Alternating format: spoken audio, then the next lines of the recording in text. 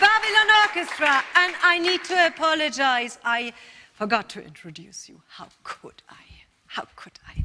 Ladies and gentlemen, it's a huge honor to have this incredible ensemble here. For everyone to know, this ensemble plays everywhere right now in Germany, and I think they deserve it. They are very modern, very interesting. All the instrumentalists you see here are soloists. They are really, really very good on their instruments. It's an honor to have you here. Thank you for that, and thank you for Freie Donier. Thank you. Okay. Yeah, maybe we do just give you one applause for the orchestra because you really deserve it. Yes, thank you. Okay. How could I forget to introduce the musicians? So let's go back to our checklist.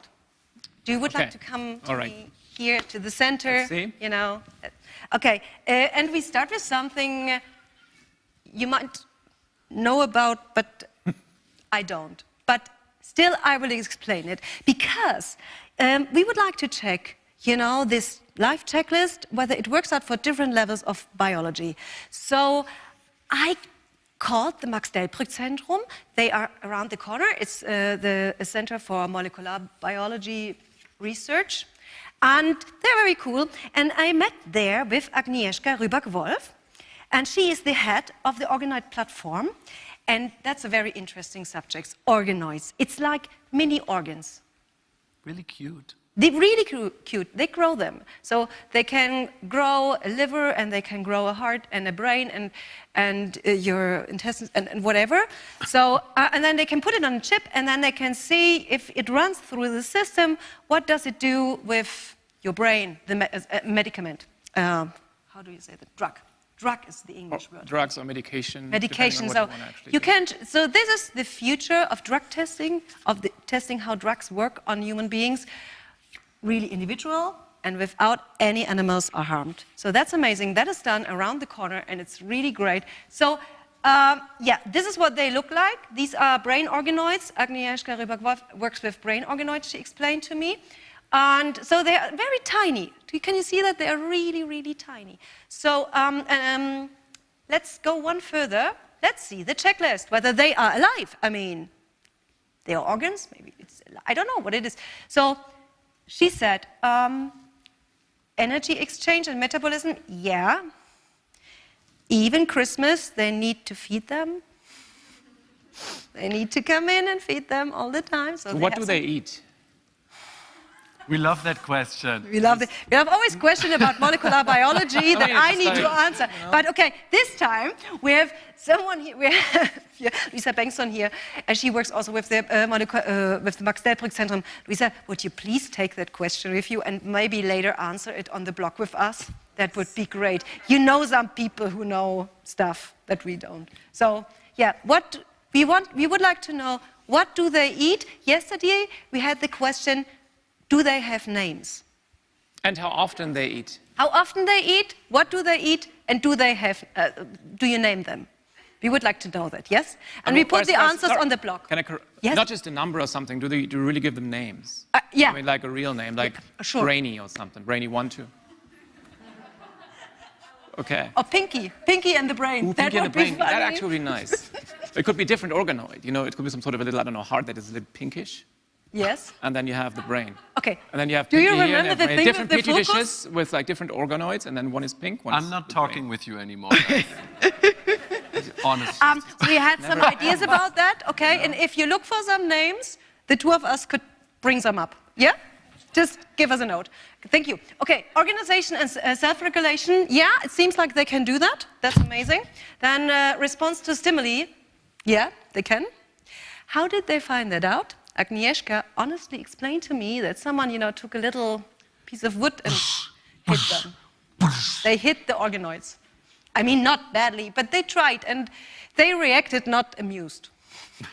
Well, that would be another question. How did they react? Yeah. We give you the questions later. But yeah, how do they react? And you had another question. How would they react on citron?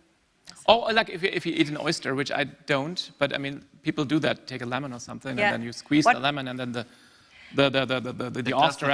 oyster reacts. So So That the was a question professor I had. from the Naturkundemuseum would like to know what happens if you put a citron on an organoid, and we ask here officially the Max Delbrück Center to answer this question. Thank you for that. I mean, somehow they must have seen the reactions when you say responsive stimuli. Somehow do they? But we cannot answer it tonight. Okay, all right. I'm so All sorry, kinds of Johannes. interesting questions. Yeah, I know, So- but we have it in the right place, this question. Thank you, Lisa. Okay, then growth. Yes, they grow, absolutely. Adaptation, well, how can you adapt in a petri dish? I mean, what is that? So small. Yeah, but that means they are not alive. Within our definition, they are not alive. And we said, if you are not alive, you cannot die, right? You said that. This is what I said. Yeah. Click. Agnieszka Dun, sent me. here we go. Agnieszka sent me a picture of a dead organoid. This is a dying organoid. This is a dying, sad, dying organoid. Too much Saying its stimuli. last will. Maybe, maybe. That is another question. not the last will, but the But- question is, yeah. how do they die? What, because you don't feed them anymore? No, I think Or they how do long would age. they live? I Too think much they drugs. age. They do age. I Okay. think I remember they age. I thought about that question yesterday. I think, but it's better that you answer that Yeah, question and then later. next question, what would be their life expectancy? You know what? We would like to speak about the subjects of this house. Okay. Yesterday And shy, we will invite today you when we speak outgoing. about the. All right. There we all right. go. Oh, incredible. Okay. So, well, it's not alive, but it can die. Why? Because it's artificial, right? Well, that's kind of like our interpretation here. Yes. Well, this is still, we're using the tools of life on Earth, Yes. but at the same time, it's an artificial thing.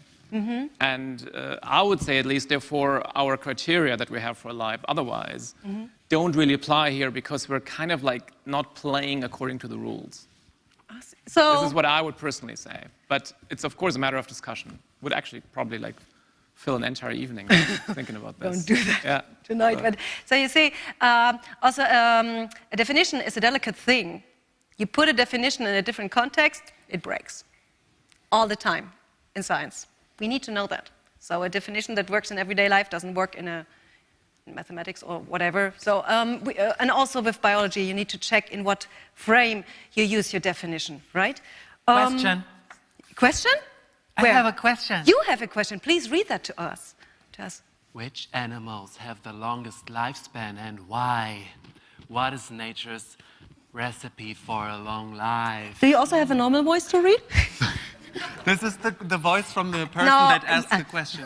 Thank you for this beautiful question. Actually, I think we have a great answer to that. And with the next point, we just want to skip to the next question. I think we answer this question with that. Right? At least to some extent we do. Yeah. I know you Come can. on. Now we speak about something you know about flatworms. Exactly, because I'm the world-renowned flatworm expert.